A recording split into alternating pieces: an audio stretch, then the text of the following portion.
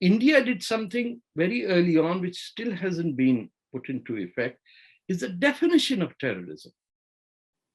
India has never identified Pakistan as a state sponsor of terrorism. If that should be the first thing India should do. This is a state sponsor of terrorism. We want to place sanctions on it. The world doesn't want to do it.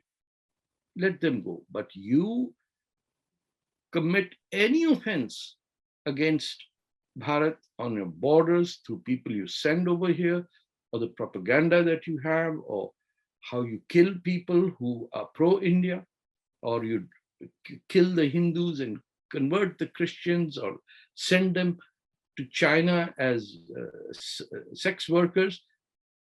All of that is not becoming of a state, but if it is a state policy and it is India's neighbor, and India is a rising world power, then India needs to first clean up its shores.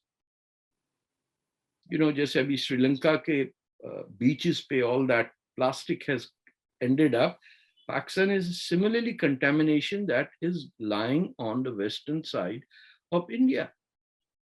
It will, as long as the thought that we are going to come back as Mughal emperors is not erased from the psyche, not the genuine thought. If you love Babur, you are the enemy of India.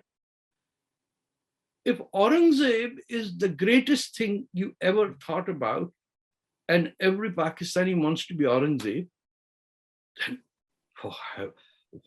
what does India think?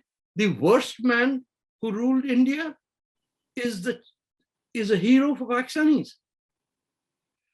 ये इतना 600, 700, 800 years से this hostility is there.